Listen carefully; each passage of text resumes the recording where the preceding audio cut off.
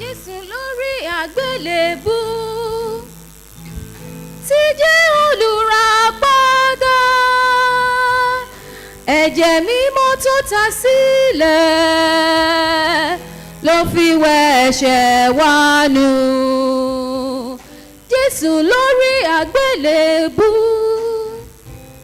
tí jẹ́ olùràpadà, ẹ̀jẹ̀ mímọ́ tó ta sílẹ̀ ló fi wẹ̀ ẹ̀ṣẹ̀ wa nù.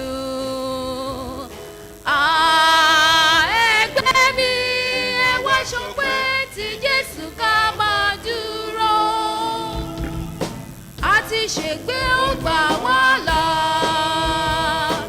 ẹ wo bó ti fẹ́ wá tó.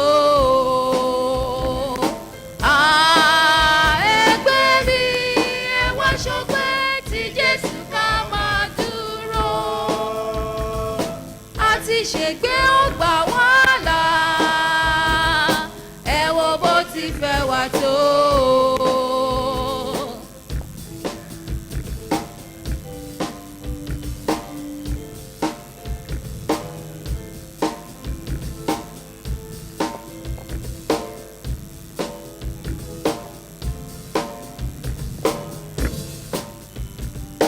Láti jèrè ìgbàlà wa,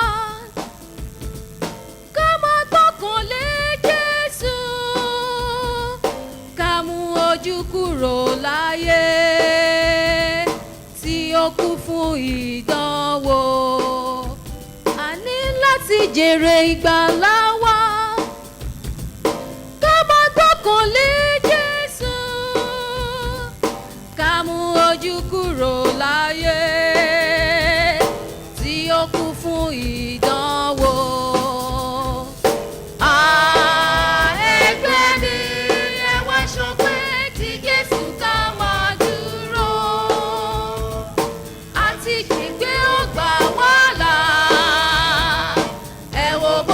Fẹ́ wá tó. Ẹgbẹ́ mi ẹ wá ṣọpẹ́ tí Jésù ká máa dúró, àti ṣègbé ó gbà wá là, ẹ wo bó ti fẹ́ wá tó.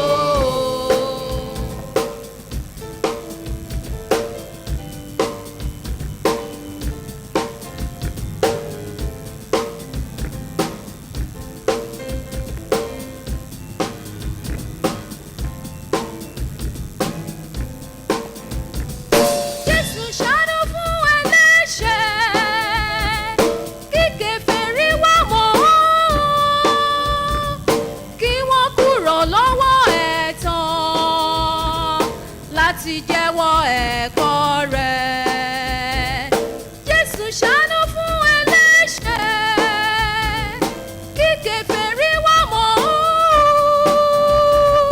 kí wọ́n kúrò lọ́wọ́ ẹ̀tàn, láti jẹ́wọ́ ẹ̀kọ́ rẹ̀. Ẹgbẹ́ mi ẹ wá ṣọpẹ́ tí Jésù ká máa dúró, àti ṣègbé ó gbà wá là, ẹ wo bó ti fẹ́ wá tó. Ẹgbẹ́ mi ẹ wá ṣọpẹ́ tí Jésù ká máa dúró, àti ṣègbé ó gbà wá là,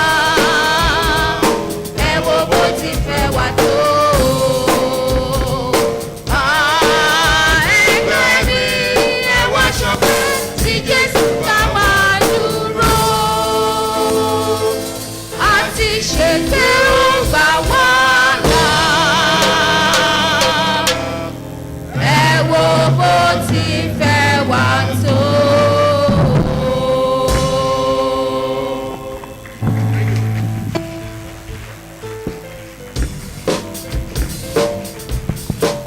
Pàtẹ́wọ́ rẹ fún ọba àwọn ọba, olúwa àwọn olúwa, Ọlọ́run tí kò yí padà tí agbára ń bẹ, wo bó ti fẹ́ wá tó. A lè ṣe jù bẹ́ẹ̀ lọ, a lè pàtẹ́wọ́ jù bẹ́ẹ̀ lọ, nítorí pé òun ló fẹ́ wá. Amen. A dúpẹ́ lọ́wọ́ Ọlọ́run. We thank God. Gbogbo wa jẹ́ ká gbóhùn ọpẹ́ wa sókè láti gbàdúrà sí Ọlọ́run. Let us all lift up our voices to pray unto God. Ọlọ́run bàbá gbé ọ̀gá láàárọ̀ yìí.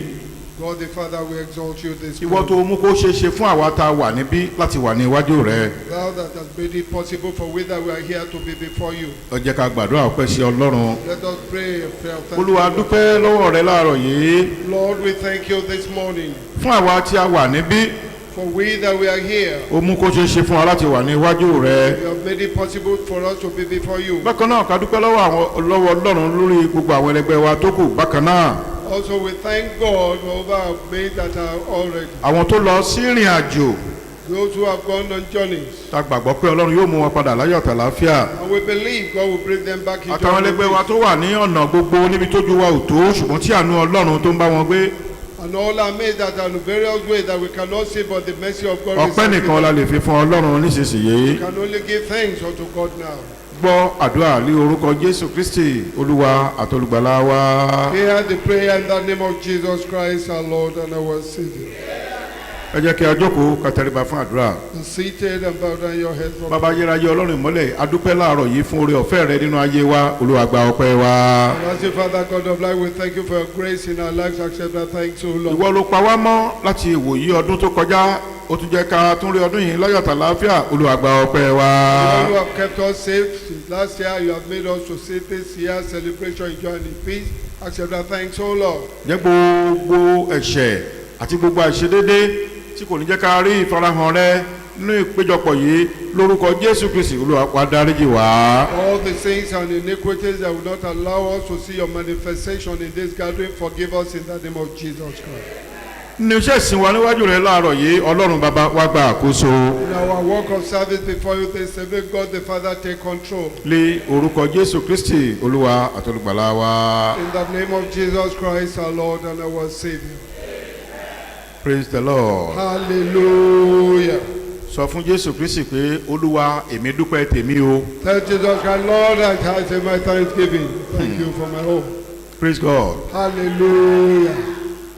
A dúpẹ́ lọ́wọ́ Ọlọ́run fún oore ọ̀fẹ́ rẹ̀ nínú ayé wa nínú ọdún yìí. We thank God for His grace in our life in this anniversary. Gẹ́gẹ́ bí a ti mọ̀ pé òní ni a ń ṣe ìrántí ọjọ́ tí a kan Jésù Kristi Olúwa wa mọ́ igi àgbélébùú. As we know, we are celebrating to the cross of Jesus Christ our Lord. A ó wo ọ̀rọ̀ pàtàkì tí Jésù Olúwa wa tó sọ nínú ìwé mímọ́ nígbà tó kù díẹ̀ kí a ṣe é lógo. And we'll look at the pronouncements of Jesus Christ in the Holy Scriptures where it remained a little bit to glorify Him. Ẹ jẹ́ ká wo ìwé ìhìnrere Matthew orí ìkẹrìndínlọ́gbọ̀n ẹsẹ̀ ìkejìdínlọ́gbọ̀n. Matthew chapter 26 verse 18. 28. Yes. nítorí èyí lé ẹ̀jẹ̀ mi ti májẹ̀mú titun tí a ta sílẹ̀ fún ọ̀pọ̀ ènìyàn fún ìmúkúrò ẹ̀ṣẹ̀. Ká tó ṣe Jésù Kristi Olúwa wa lógo ló ti sọ ọ̀rọ̀ yìí. Because Jesus Christ our Lord was glorified, He makes this pronouncement. Èyí ni ẹ̀jẹ̀ mi ti májẹ̀mú titun tí a ta sílẹ̀ fún ọ̀pọ̀ ènìyàn fún ìmúkúrò ẹ̀ṣẹ̀. For this is my blood of the New Testament, which is shed for many for the remission of sins. Kókó ọ̀rọ̀ Ọlọ́run tí a fẹ́ gbéyẹ̀wò lówùúrọ̀ yìí òun náà ni a ti rí àkọlé rẹ̀ tí a kà jáde nísinsìnyí. The topic of the sermon this morning is what we've just read out for us now. Nítorí èyí yìí ni ẹ̀jẹ̀ mi ti májẹ̀mú titun tá a ta sílẹ̀ fún ọ̀pọ̀ ènìyàn fún ìmúkúrò ẹ̀ṣẹ̀. For this is my blood of the New Testament, which is shed for many for the remission of sins. Ká tó ṣe Jésù Kristi Olúwa lógo ká tó kàn mọ́gi àgbélébùú ló ti pe àwọn àpọ́stélì ó pè wọ́n jọ ó sì sọ ọ̀rọ̀ yìí ṣáájú ikú rẹ̀ rárá. Before Jesus Christ was nailed to the cross and glorified, He had called the apostles to explain these words for them before His death.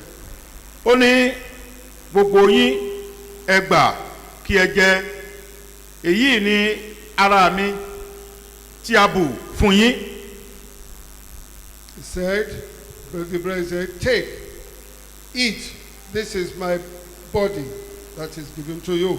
Ṣùgbọ́n nígbà tó kan aago èyí tó fẹ́ fi fún gbogbo wa lápapọ̀ ohun tó wí ni wípé èyí ni ẹ̀jẹ̀ mi ti májẹ̀mú titun tá a ta sílẹ̀ fún ìmúkúrò ẹ̀ṣẹ̀ gbogbo ènìyàn. But when it got to the turn of the blood that we were to drink, said, "For this is my blood of the New Testament, which is shed for many for the remission of sins." a rí mọ̀ wípé iṣẹ́ pàtàkì ikú Jésù Kristi Olúwa wa lórí igi àgbélébùú iṣẹ́ tó ṣe ni láti wá mú ẹ̀ṣẹ̀ àwọn ènìyàn kúrò ní iwájú Ọlọ́run. To say that the import of the great work of Jesus Christ on the cross was to come and remove all the sins of mankind before God. Ẹ̀jẹ̀ Jésù Kristi yìí nìkan òun la fi ṣe ìràpadà gbogbo àwa ènìyàn sí Ọlọ́run ẹlẹ́dàá wa. It is only this precious blood of Jesus Christ that was used for the redemption of people back unto God. Jésù Kristi wọ́n ní bí wọ́n ti ń jẹun ní ìwé ìrere Matthew orí kẹrìndínlọ́gbọ̀n ẹsẹ̀ kẹrìndínlọ́gbọ̀n yìí bí wọ́n ti ń jẹun Jésù mú àkàrà ó súre sí i ó bù ú ó fún àwọn ọmọ ẹ̀yìn rẹ̀ ó wí pé gbà jẹ èyí ni ara mi ṣùgbọ́n nígbà tó tẹ̀síwájú ní ẹsẹ̀ tó tẹ̀lé ó mú ago ó dúpẹ́ ó sì fi fún wọn ó wí pé gbogbo yín ẹ mu nínú rẹ̀ nítorí èyí yìí ni ẹ̀jẹ̀ mi ti májẹ̀mú titun tá a ta sílẹ̀ fún ọ̀pọ̀ ènìyàn fún ìmúkúrò ẹ̀ṣẹ̀ wọn. He said, verse 26, that's Matthew 26:26, and as they were eating, Jesus took bread and blessed it and broke it and gave it to the disciples and said, "Take, eat, this is my body." Verse 27, and he took the cup and gave thanks and gave it to them, saying, "Drink ye all of it." Verse 28, "For this is my blood of the New Testament, which is shed for many for the remission of sins." Níhìn yìí láti mọ̀ wípé gbogbo àwa ènìyàn pátápátá láti ìgbàyé Adam àti Éfà láti wà lábẹ́ ìbínú Ọlọ́run. Herein we now know that all mankind from the time of Adam and Eve were been under the wrath of God. A rí wípé èyí kì í ṣe ọ̀rọ̀ ìtàn asán nítorí pé bí Ọlọ́run ti já ènìyàn sínú ọgbà Édẹ́nì nígbà tí wọ́n padà lẹ́yìn Ọlọ́run Ọlọ́run pẹ̀lú padà lẹ́yìn ènìyàn Ọlọ́run sì wá fi ayé gégùn bákan náà ló gbé ikú wá sórí gbogbo ẹ̀dá ènìyàn. There is no vain history telling. It was said when God created man and placed man in the Garden of Eden, and when man departed from God, then God turned his back upon man, and he caused man, the world, and they even brought death to the world, to man. A rí wípé láti ìgbà ayé Adam àti Éfà yìí ègún tí Ọlọ́run fi sórí ènìyàn ó wà síbẹ̀ nítorí pé Sátánì mú wa dẹ́ṣẹ̀ níwájú Ọlọ́run inú èṣù wá dùn ó ní láti máa wá dúró nítorí pé àwọn ìfẹ́ inú rẹ̀ ó ti ṣẹ lórí àwọn ẹ̀dá ó wá ń dúró de ọjọ́ tí ikú yóò máa pa ẹnìkọ̀ọ̀kan tí ó máa wá mú wọn lọ sí ọ̀run àpáàdì níbi tí ibùgbé tiẹ̀ tó gbé wà ní títí gbogbo ènìyàn yóò ti máa wà nínú ẹkún àti ìpayín kékeré. Since God caused man, this thing remained on man from the time of Adam and Eve. Then the devil was pleased that he has caused God to depart from man, to cause man. And he was waiting so that he will fulfill the desires of his heart. That is, when death will begin to kill man one by one, then he will be taking them to hell, where is his own dwelling place. Ìdí nìyẹn tí àwọn ènìyàn fi ń gbàdúrà ní ayé tiwa táwa yìí pé Ọlọ́run jọ̀ọ́ gbà mí o ẹni títí ẹ̀ bá ti bàjẹ́ Olúwa má jẹ́ ó bà tiwa jẹ́. Ìyẹn ni pé gbogbo ẹnikẹ́ni tí ò bá rìn ní ìlànà Ọlọ́run tí ò bá gba Jésù Kristi lólúwa tó lùgbàlà tí ò bá fi Ọlọ́run òtítọ́ ṣe ìgbẹ́kẹ̀lé títí ẹ̀ bá bàjẹ́ k'Ọlọ́run má jẹ́ ó ráyè láti bà tiwa jẹ́. That's why people in the world pray, the Lord, don't allow the one that has lost hope, that his own has been spoiled, to come and spoil my life. and then implicate my life. Why? Because anyone that is not with Jesus Christ, that they have lost hope of heaven, that their own as is there is no hope for them again, they should not come and destroy even our own life. a rí wípé Sátánì ti jẹ̀bi níwájú Ọlọ́run, Ọlọ́run sì ti yọ̀ǹda rẹ̀ láti máa lọ sí ọ̀run ègbé. Torí náà ló ṣe wọnú ọgbà Édẹ́nì láti wá gbàgbára ìyè kúrò lọ́wọ́ àwa ènìyàn, láti pé nígbà tí ọjọ́ ikú bá ń dé, tí olúkúlùkù tá a bá ń ṣíwọ́ iṣẹ́, a wá gbìyànjú láti mú gbogbo àwọn èèyàn wọ̀nyí lọ sí ọ̀run àpáàdì ní ibùgbé rẹ̀, nítorí pé tiẹ̀ ti parẹ́ already, ó sì ń wẹ́ni tó máa fi kúnra. Because the devil has already been condemned before God, he has lost his all before God, he's dwelling in hell. That's why he was happy to come to the Garden of Eden, to take the power and the grace of life from man, so that when death will be killing them one by one, he will be taking them to his hell, his dwelling place. That is, his own life, having been condemned, he wants to condemn other people's life too. Mo ń ṣàwọn àlàyé wọ̀nyí ká lè mọ rírì ikú Jésù Kristi Olúwa wa tó kú lórí igi àgbélébùú. Ó ti parí iṣẹ́ ìgbàlà wa, ṣùgbọ́n ohun tó kàn wájú gẹ́gẹ́ bí ènìyàn, gẹ́gẹ́ bí onígbàgbọ́, gẹ́gẹ́ bí ọmọ Ọlọ́run la fẹ́ gbéyàwó lóòrọ̀ yìí. I'm explaining these things in detail so that we know the import of the work of redemption that the Lord Jesus Christ came to do over us, so that we will know how to appreciate him and the details of what we are going, that's what we are going to mention now. Ọ̀rọ̀ yìí dàbí ẹni tó jẹ́ ọ̀daràn tí a mú lọ sí àgọ́ àwọn ọlọ́pàá lẹ́yìn ìgbà tó ti hùwà tó burú, tí wọ́n ti hùwà tó burú lọ́pọ̀lọpọ̀. Wọ́n wá ń béèrè lọ́wọ́ ọ̀daràn yìí wípé mélòó ni ẹ̀yin tẹ́ wà nídìí ọ̀rọ̀ yìí? Ó ní kábíyèsí olúwa mi, kó o má parọ́ tàn yín jẹ. Ẹ jẹ́ mọ̀ wípé àwọn fẹ́ẹ̀ tó nǹkan bíi 6 tàbí 7 nínú ọ̀rọ̀ yìí. Ṣé o lè dá gbogbo wọn mọ̀? Ó ní kò sí nǹkan tó ṣòro ń bẹ̀ rárá, òun á dá wọn mọ̀. This affair, you can equate it with the situation of an accused having committed a crime that is taken to the police station, thereafter taken to court. Then the judge will now ask him, you, the accused, are you the only one in this affair, or you have your co-conspirators? And then he will say, well, my lord, to tell you the truth and not hide from you, we are about 6. And the man says, that's so? Are you able to recognize them? He said, that's not difficult, I can recognize them anywhere. Kí a wá kó àwọn ènìyàn wá tí wọ́n wá wo àwọn ènìyàn wọn lọ́dọ̀ ọlọ́pàá pé láti wá gbà wọ́n sílẹ̀, kí ọ̀daràn yìí kó wá ní kábíyèsí olúwa mi, ẹ jọ̀ọ́ ẹ bá mi mú ọkùnrin yẹn. Wọ́n ní èwo ni èyí tó wà lọ́ọ̀kan yìí. Nígbà tí wọ́n bá ṣe pé ẹ jọ̀ọ́ wọ́n ń pè yín, a ní ẹ mú òun náà sátìmọ́lé, ìkan lára wa rèé. Àwọn tó wà níbẹ̀ a máa béèrè pé nígbà tó ti rí ọ̀pọ̀ tó ń wá síbí kò mà tọ́ka sẹ́nikẹ́ni, èé ṣe tó fi jẹ́ pẹ́ni ló tọ́ka sí. Ẹ jẹ́ ká fọ̀rọ̀ wádìí ọ̀rọ̀ lẹ́nu ẹ wò, nítorí pé bí ò bá nídìí ọkùnrin yìí ò ní tọ́ka sí láàrin gbogbo ènìyàn. And if it's in police detention and then they are still investigating and they ask him, he say, well, there are many of us, and then people come and bail out their people, to see their people who are under confinement in the police station in custody. Then he will now look around and say, please help me, that man there, that man standing there, arrest him, he's one of us. Then the people will be wondering, he has been seeing people coming in and going out, he has never mentioned anybody or point to anyone. How come that this one in particular will say, let us investigate, there must be something? Bí Ọlọ́run ò bá dúró ti rú ènìyàn bẹ́ẹ̀ dáadáa, ẹ̀yin ará, ǹjẹ́ ẹ lérò pé a lè ṣeé ṣe fún un láti tètè bọ́ kúrò nínú àhámọ́? Bí kò bá jẹ́ pé Ọlọ́run bá dúró tì í, kóun náà kó sì gbìyànjú láti wí àwíjàre tòótọ́ pé arákùnrin yìí mi ò mọ̀, àkóbá ńlá leléyìí jẹ́, tí ò bá múra ẹ má jẹ́ kí n tàn yín jẹ, òun náà ń lọ nìyẹn. Nítorí pé wọ́n á sọ wípé láàrin ọ̀pọ̀ ènìyàn èé ṣe tó fi jẹ́ pé òun ló tọ́ka sí. Bẹ́ẹ̀ ni ọ̀rọ̀ Sátánì tí ẹ ti wà nínú àhámọ́ àti nínú wàhálà ayé, ó wá wọnú ọgbà Édẹ́nì wá láti wá kó bá àwa ènìyàn láti pàṣẹ Ádámù àti Éfà.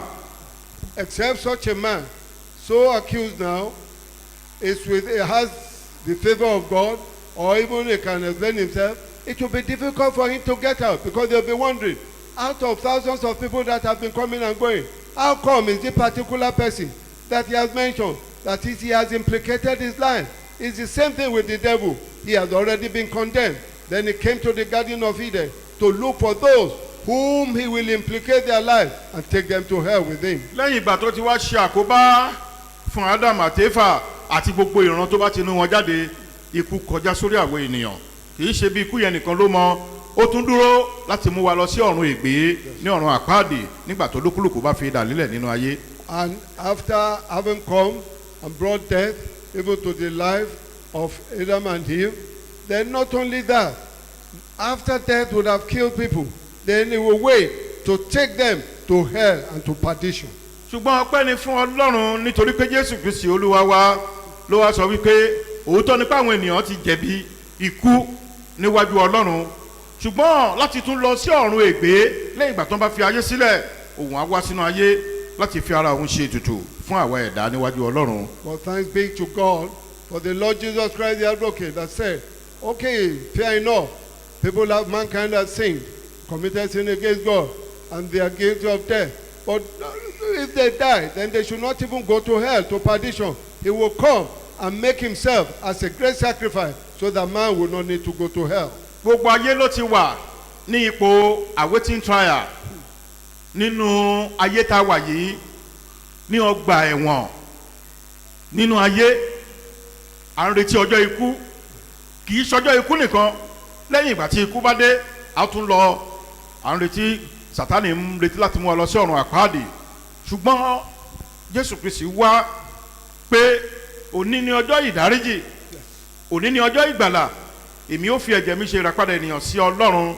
nítorí náà nígbà tí Jésù wá ló wá sọ wípé kìkì ẹ̀jẹ̀ yìí nìkan ṣoṣo, ẹnikẹ́ni tó bá ní ìgbàgbọ́ nínú mi tá a fi ẹ̀jẹ̀ mi ràpadà, àwọn nìkan ló gba ìdáríjì, tó ṣe wípé Ọlọ́run ọ̀run foríjì wọ́n gbogbo ìwé ikú àti ìwé àkọsílẹ̀ sí ọ̀run àpáàdì, a ó fà á ya kúrò níwájú wọn, wọn ó sì padà wá síbi ìsinmi nígbà tí ayé yìí bá ré kọjá. When the devil had succeeded in his plan, then mankind was in the position of awaiting trial, and then thereafter condemnation, death, and then thereafter to go to hell.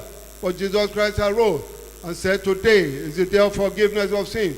Today is the day of salvation. That instead of mankind, after dying, because they have already sinned against God, they have been condemned, but there should be forgiveness so that they will not need to go to hell. That he will come and use himself as sacrifice, that this is my blood for the remission of sin, to take away the sins of man from before God. bí a bá rí àwọn ọ̀daràn tí a ti fi kíṣà hámọ́, tá a ti dájọ́ ikú fún, tá a pè ní awaiting trial, ó ń dúró de ọjọ́ tí ikú máa pa wọ́n, kí àwọn ìjọba kí wọ́n sì wá dìde wípé ní ìrántí ohun tá à ń ṣe lónìí yìí, nípa agbára tá a fi fún mi, mo fi orí jì àwọn ènìyàn wọ̀nyí, kí wọ́n tó bí 100, kí a sì dáríjì wọ́n. mo fẹ́ bèrè lọ́wọ́ yín, ipa wo ni àwọn ènìyàn wọ̀nyẹn kó nínú ayé ẹni tó dáríjì wọ́n? kò sípa kankan tí wọ́n kó, àánú ni wọ́n rí gbà. Oh yes. àbí mo purọ́ ni? No. torí náà ohun tó kàn wọ́n jù òun ni wípé nígbà tó ń bá wá jáde tán, kí wọ́n mọ oore, kàn má hùwà ọ̀daràn mọ́, kí wọ́n sì mọ oore láti máa dúpẹ́ lọ́wọ́ ẹni tó foríjì wọ́n, tó yẹ ikú kúrò lórí wọn. ohun tó kùn wọ́n nìyẹn. And if the be the case that people have gone to trial, they have been found guilty, they have been condemned and sentenced to death, and they're on death row, awaiting hanging or anything for death, then somebody should now come and say, I make myself as a sacrifice. I use my blood to wash away their sins and forgive them and release them, let them go and free without anything hanging over them. Have they taken any part in the work that the one who released them has done? No, they have not done anything. They have just received the grace. And what they ought to do after having been released is to continue thanking the person and doing everything to the dictate of that person. bẹ́ẹ̀ náà ni mo ń sọ fún wa lóòrọ̀ yìí, kò sẹ́nikẹ́ni wa tó lè bá Jésù Kristi Olúwa jìyà. Jésù Kristi Olúwa ti jẹ ìyà yẹn nítorí tiwa. Yes.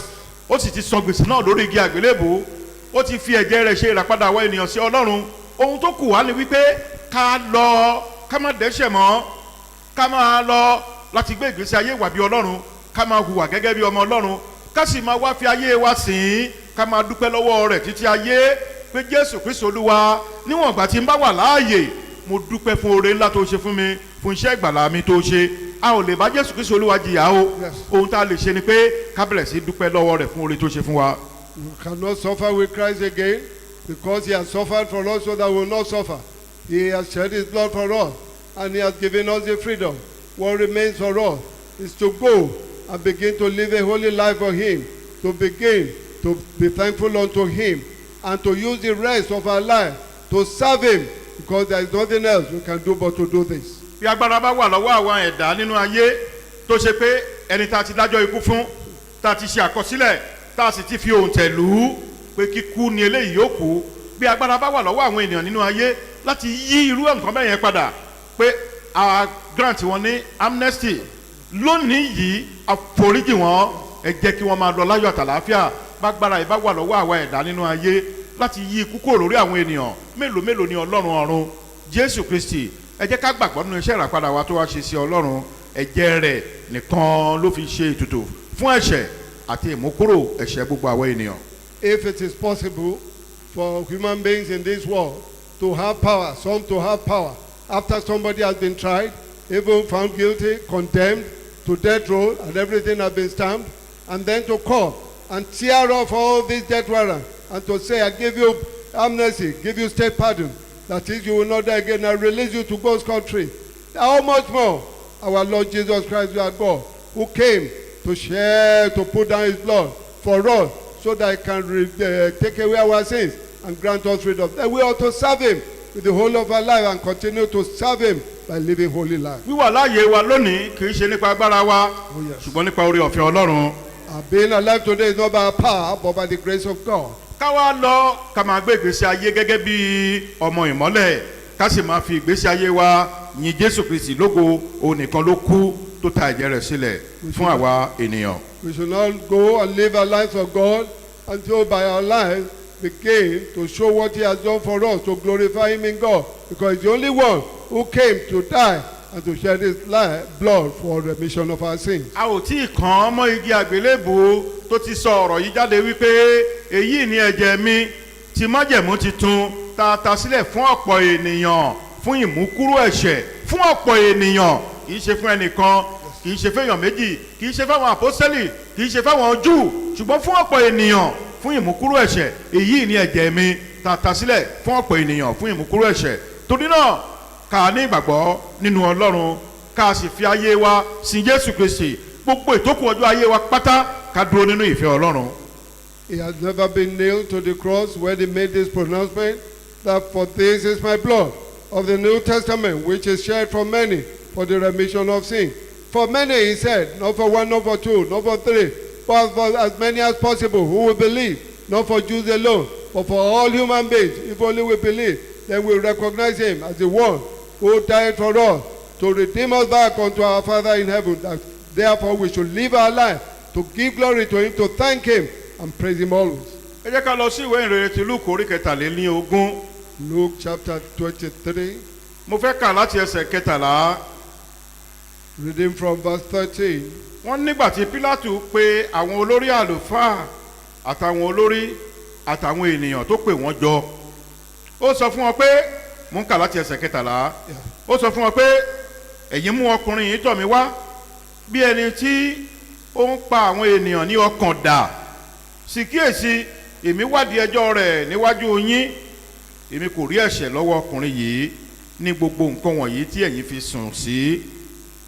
àti Hẹ́rọ́dù pẹ̀lú ó rán padà tọ̀ wá wá kíyèsí ohun kan tó yẹ sí ikú a kò ṣe é sí ní ọwọ́ rẹ̀ wá ǹjẹ́ èmi ó nà án èmi ó jọ̀wọ́ rẹ̀ lọ́wọ́ lọ ṣùgbọ́n kò lè ṣe àìdá ọ̀kan sílẹ̀ fún wọn nígbàjọ ìrékọjá wọ́n kígbe sókè lọ́wọ́ kan náà wípé mú ọkùnrin yìí kúrò kí o sì dá Bárábà sílẹ̀ fún wa.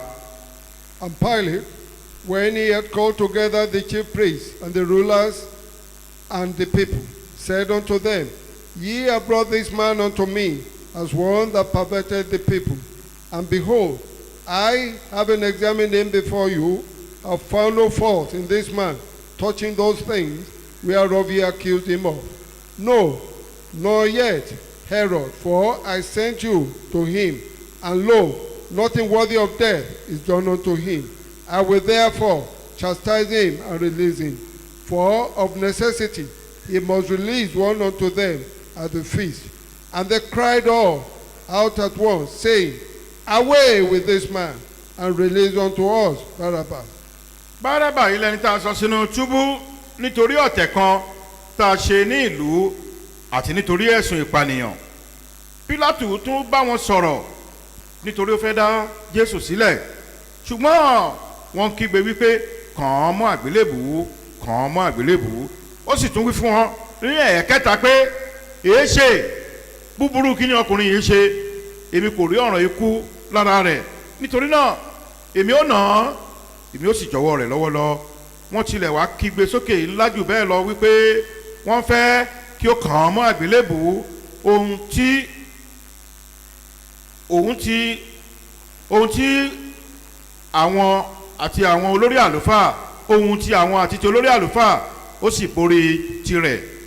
Pílátù fi àṣẹ sí i pé kí ó rí bí wọ́n ti ń fẹ́. Ó dá ẹni tí wọ́n fẹ́ sílẹ̀ fún wọn, ẹni tí nítorí ọ̀tẹ̀ àti ìpànìyàn tí a sọ sínú túbú, ṣùgbọ́n ó fi Jésù lé wọn lọ́wọ́. Barabbas, who for a certain sedition made in the city and for murder was cast into prison. Pilate therefore, willing to release Jesus, spake again unto them. But when they cried, saying, Crucify him, crucify him. And he said unto them the third time, Why? What evil hath he done? I have found no cause of death in him. I will therefore chastise him and let him go. And they were instant with loud voices, requiring that he might be crucified. And the voices of them and of the chief priests prevailed. And Pilate gave sentence that he should be as they required. And he released unto them he that for sedition and murder was cast into prison, whom they had desired, but he delivered Jesus to their will. Bí wọ́n ti ń fà á lọ, wọ́n mú ọkùnrin kan, Símónì ará Kérénè, tó ń ti ìgbèríko bọ̀. Òun ni wọ́n sì gbé àgbélébùú náà lé ké ó máa rò ó bọ̀ tẹ̀lé Jésù. Ìjọ ènìyàn púpọ̀ ló ń tọ̀ ọ́ lẹ́yìn, àti àwọn obìnrin tí ń pohùn réré ẹkún tí wọ́n sì ń ṣe ìdárò rẹ̀. Ṣùgbọ́n Jésù yíjú padà sí wọn, ó wí fún wọn pé ẹ̀yin ọmọbìnrin Jerusalem, ẹ má sọkún fún mi, ṣùgbọ́n ẹ sọkún fún ara yín àti fún àwọn ọmọ yín. Nítorí kíyèsí o, ọjọ́ ń bọ̀ lẹ́yìn tí ẹ̀yin yóò wí pé ìbùkún ni fún àgàn àti fún inú tí kò bímọ rí àti fún ọmú tí kò fúnni mu rí. Nígbà náà ni wọn ó bẹ̀rẹ̀ sí wí fún àwọn òkè ńlá pé ẹ wólù wá, àti fún àwọn òkè kéékèèké pé ẹ bò wá mọ́lẹ̀. Nítorí bí wọ́n bá ṣe nǹkan wọ̀nyí sára igi tútù, kí la ó ṣe sára igi gbígbẹ. And as they led him away, they laid hold upon one Simon, a Cyrenian, coming out of the country, and on him they laid a cross, that he might bear it after Jesus. And there followed him a great company of people, and of women, which also bewailed and lamented him. But Jesus, turning unto them, said, Daughters of Jerusalem, weep not for me, but weep for yourselves and for your children. For, behold, the days are coming, in the which they shall say, Blessed are the barren, and the wombs that have never bare, and the paths which never gave suck. Then shall they begin to say to the mountain, Fall on us, and to the hills, Come over us. For they do these things in the green tree, what shall be done in the dry? Ohun tí Jésù Kristo Olúwa tó ń sọ níhìn yìí, òun ni wípé bí ẹ ti ṣe láti fa òun lé àwọn ènìyàn lọ́wọ́, ẹ̀yin ọmọbìnrin Jerusalem, ẹ má sọkún nítorí tòun, ṣùgbọ́n ẹ sọkún nítorí ọjọ́ ìdájọ́ tó ń bọ̀, nítorí pé òun wá sí ayé nísinsìnyí gẹ́gẹ́ bí olùgbàlà. Aráyé kọ òun sílẹ̀, òun padà bọ̀ gẹ́gẹ́ bí onídàájọ́. Nígbà tó òun bá yọ ní àwọsánmọ̀, ìdààmú ńlá yóò dé bá ayé, tó ṣe pé àwọn ènìyàn wọn ò ní ráyè tara wọn, ẹ̀mí olúkúlùkù ni yóò máa dù. Ìyá ò ní lè du ọmọ tó ń fún lọ́mú pàápàá lọ́wọ́ kò ní lè rántí ẹ̀. Olúkúlùkù ni yóò máa du ẹ̀mí ara rẹ̀, ṣùgbọ́n yóò wá kù sọ́wọ́ ẹnikẹ́ni tó bá ṣiṣẹ́ ìjọba ọ̀run. Wàhálà ń bọ̀ wá dé bá ayé, irú eléyìí tí kò tíì sí rí. Mo wá gẹ́gẹ́ bí olùgbàlà aráyé kọ̀ mí sílẹ̀ ṣùgbọ́n nígbà tí n bá padà wá gẹ́gẹ́ bí onídàájọ́ ẹ ó máa mọrú iṣẹ́ tí n máa ṣe. And when Jesus Christ spake this, what he meant was that you daughters of Jerusalem, weep not because of me. If you can hand me over to even this ruler, for me to be nailed to the cross and be condemned, I came as a world redeemer, but they rejected me. But the time is coming when I shall come as the judge, and you will know, and trouble will come over the whole place, and people there will not have time to save any other but themselves, because even the mother will even forget the child that she's sucking. Everybody is one to his own house, and there will be problem then, because by that time I will come to be the judge. síbẹ̀síbẹ̀ ẹ jẹ́ mọ̀ pé àwọn ènìyàn wọn ò ronúpìwàdà àwọn olórí àlùfáà àtàwọn ọmọ ogun wọ́n sì ń tẹ̀síwájú wọ́n sì mú ẹni tí ó ru àgbélébùú rẹ̀ àti Jésù Kristi wọ́n mú wọn lọ síbi tí a ó ti kan Jésù Kristi olúwa mọ́gi àgbélébùú. Still these people, the rulers, they did not repent. They went on their mission. They wanted to accomplish the task before them. They took him and even with two others to the place where they are going to nail them to the cross. wọ́n fa àwọn méjèèjì lọ pẹ̀lú munka verse 32 Yes.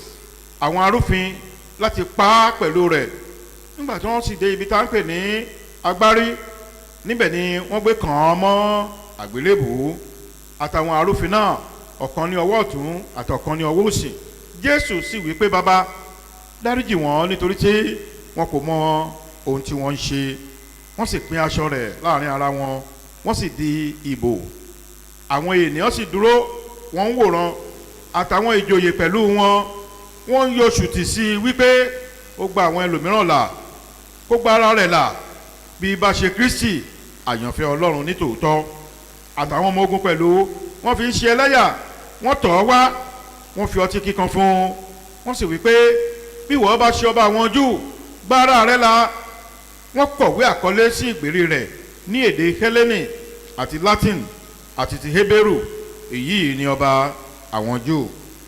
And there were also two other malefactors led with him to be put to death. And when they were come to the place which is called Calvary, there they crucified him and the malefactors, one on the right hand and the other on the left. Then said Jesus, Father, forgive them, for they know not what they do. And they parted his raiment and cast lots. And the people stood beholding, and the rulers also with them derided him, saying, He saved others, let him save himself. For if he be Christ, the chosen of God. And the soldiers also mocked him, coming to him and offering him vinegar, and saying, If thou be the King of Jews, save thyself. And a superscription also was written over him in the letters of Greek and Latin and Hebrew. This is the King of the Jews. And one of the irú èdè tí Jésù Kristi Olúwa wa tó sọ lórí igi àgbélébùú yìí kò sẹ́nikẹ́ni tó lè sọrú ẹ̀ bí kì í bá ṣe pé lẹ́mìí àti ní òtítọ́ òun la yàn án gẹ́gẹ́ bí olùgbàlà fún aráyé ẹni tá a kọ ìṣó mọ́ ní ọwọ́ ọ̀tún àtọwọ́ òsì àti ní ẹsẹ̀ méjèèjì ẹni tá a bọ́ sí ìhòòhò tá a fi alẹ́ ẹ̀gún dé ní orí ẹ jẹ́ kí n sọ òtítọ́ bá a bá mú ẹnikẹ́ni nínú wa bá a bá gé wa ní ìka kékeré a ó mọ bí oró ibẹ̀ bó ṣe tóbi tó mélòó ẹni tá a gbé kọ́ sórí igi àgbélébùú tá a kàn ní ìṣó lọ́wọ́ àti ní ẹsẹ̀ síbẹ̀ tó ṣe pé ohun tó wí ni pé bàbá dáríjì wọ́n nítorí tí wọn kò mọ ohun tí wọ́n ń ṣe òun ni olùgbàlà nítòótọ́ ó wá láti ta ẹ̀jẹ̀ rẹ̀ sílẹ̀ ó ti sọ tẹ́lẹ̀ ká tó kàn mọ́gi àgbélébùú ẹ gbà èyí ni ẹ̀jẹ̀ mi ti májẹ̀mú titun tá a ta sílẹ̀ fún ìmùkúrò ẹ̀ṣẹ̀ fún ọ̀pọ̀ ènìyàn ẹnikẹ́ni tó bá gbà mí gbọ́ bó bá tilẹ̀ kú síbẹ̀ yóò yè. And this pronouncement made by the Lord Jesus Christ on the cross is hard to come by. Nobody can make it except one who has been deemed and anointed as the Savior indeed from God, because he has been nailed, both palms, even both feet, to the cross, and even he was stripped naked, and then people were mocking him, and he was spared. Still, he made that pronouncement, said, Father, forgive them, for they know not what they are doing. He had made this statement even before he was nailed to the cross, because he said, take, drink. This is my blood that is shed for the remission of sin. As many as that believe in me, that they will not die. He say, even if anyone believeth in me and die, he will still live. Therefore, he has made this thing. Except anyone, let even cut the small finger of our hand, then you will see the great pain therein. But he has gone through all these pains and he made that pronouncement. Then truly, indeed, is the Savior that has come to redeem us back unto our Father. bí ènìyàn bá ṣàìsàn bí ó bá di aláìlera ọ̀pọ̀lọpọ̀ níbi tó gbé lójoode tó bá rí abẹ́rẹ́ lọ́wọ́ àwọn oníṣègùn tí wọ́n fẹ́ wò ó sàn wọ́n fẹ́ gbà á là ní o kó ba lè dìde kó lè jẹun ṣùgbọ́n tó bá rí abẹ́rẹ́ yẹn lásán láì tí ì jẹ́ pé wọ́n mú dé ọ̀dọ̀ ẹ̀ ara ẹ̀ á máa gbọ̀n báyìí ni wọ́n bá sọ fún wa pé gbọ́ abẹ́rẹ́ yìí méjì péré náà ló máa gba bí wọ́n bá ṣe ń nà á sí ẹlòmíràn báyìí ẹsẹ̀ tó bá ṣe báyìí ẹsẹ̀ yẹn á máa gbọ̀n báyìí ni ògo ni fún Ọlọ́run lókè ọ̀run Hallelujah. mélòó mélòó lẹni tá a kàn ní ìṣòro ní ọwọ́ àti ní ẹsẹ̀ àwa mú adé ẹ̀gún àfi dé e lórí síbẹ̀ ohun tó máa wí ni pé baba dáríjì wọ́n nítorí tí wọn ò mọ ohun tí wọ́n ń ṣe ikú Jésù Kristi Olúwa wa lórí igi àgbélébùú òun ló ra ìdáríjì fún àwa ènìyàn òun ló jẹ́ ká lè máa gbélé ayé yìí lọ́fẹ̀ẹ́ òun ló sì fún wa ní ìrètí ìyè àìnípẹ̀kun pẹ̀lú. If one is sick, even very sick to the point of death, and then they now say, well, you have to take this 2 injections that will make you to get over this sickness, recover, and be healed and healthy.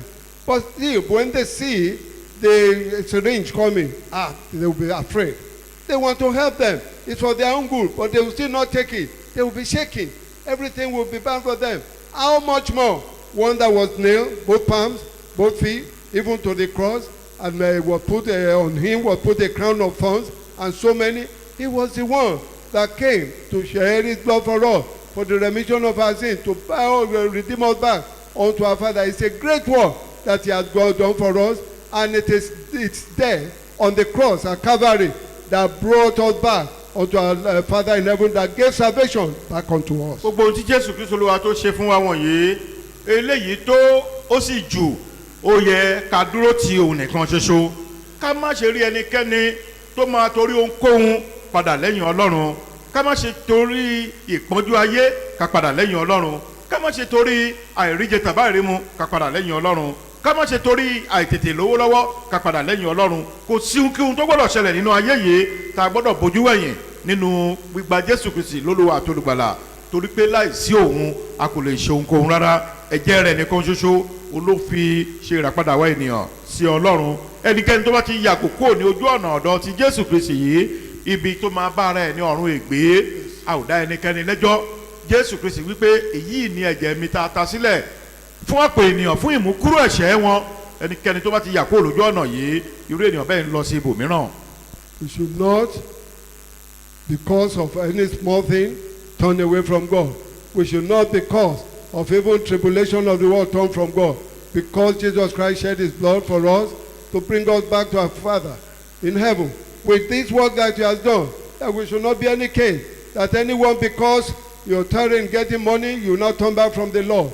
Because of the problem of the world, you turn back from the Lord. No, anyone that will so turn back will go to hell. We are not condemning anyone, but Jesus Christ himself said, this is my blood that is shed for remission of sin. As many as believe shall not die, but they have everlasting life. But anyone that will turn away from this way is going to hell and perdition.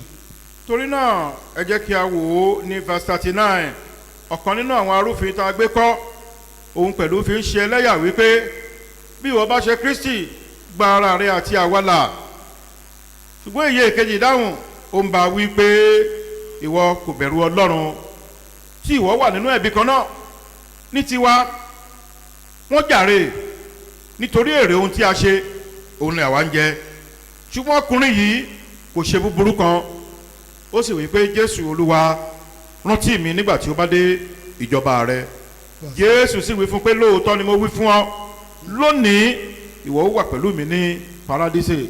Verse 39, and one of the malefactors which were hanged railed on him, saying, If thou be Christ, save thyself and us. But the other, answering, rebuked him, saying, Dost not thou fear God, seeing thou art in the same condemnation, and we indeed justly, for we receive the due reward of our deeds. But this man hath done nothing amiss. And he said unto Jesus, Lord, remember me when thou comest into thy kingdom.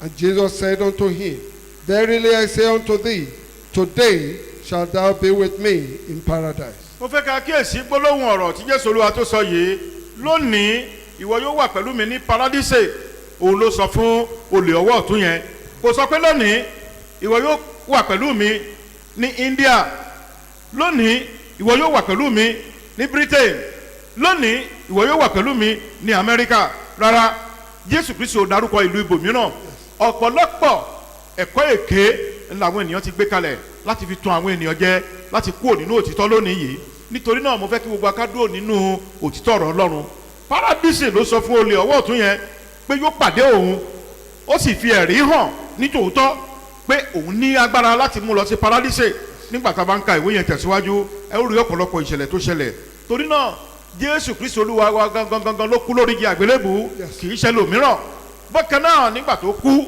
ó sọ fún olè yẹn pé lónìí ni ìwọ yóò wà pẹ̀lú mi ní paradíṣe kò sọ pé ní ìlú ibòmíràn lórí ilẹ̀ ayé gẹ́gẹ́ bí ọ̀pọ̀lọpọ̀ ti gbé ẹ̀kọ́ mìíràn kalẹ̀ lọ́jọ́ òní pé Jésù lọ sí ibòmíràn ibẹ̀ yẹn ló wá lọ tó dàgbà tó darúgbó kó tó di pé ó ṣẹ̀ṣẹ̀ wá kú ọ̀pọ̀lọpọ̀ gbàgbọ́ pé ibojì ẹ̀ pàápàá òun ló wà nínú ìlú wọn yìí irọ́ pátá ni ayé jókòó tì èṣù ti tàn wọ́n jẹ ṣùgbọ́n àwa ọmọ Ọlọ́run ẹ jẹ́ ká gba òtítọ́ yìí gbọ́ ohun tó sọ fún olè yẹn ni pé lónìí ni ìwọ yóò wà pẹ̀lú mi ní paradíṣe náà ló sì mú olè ọwọ́ ọ̀tún ní lọ ó sì fi ẹ̀rí hàn nítòótọ́ pé òun ní agbára láti lọ sí ọ̀run síbẹ̀síbẹ̀ ó lọ lójú gbogbo àwọn ènìyàn tí ṣe àpọ́stélì ẹ̀yin ará Jésù Kristi yìí ló fi ẹ̀jẹ̀ rẹ̀ ṣe ìràpadà àwọn ènìyàn sí Ọlọ́run ó sì sọ fún olè yẹn pé ìwọ yóò wà pẹ̀lú mi ní paradíṣe kì í ṣe ibikíbi lórí ilẹ̀ ayé. Jesus Christ told the thief on the right side, Today shalt thou be with me in paradise. He said it with his own mouth.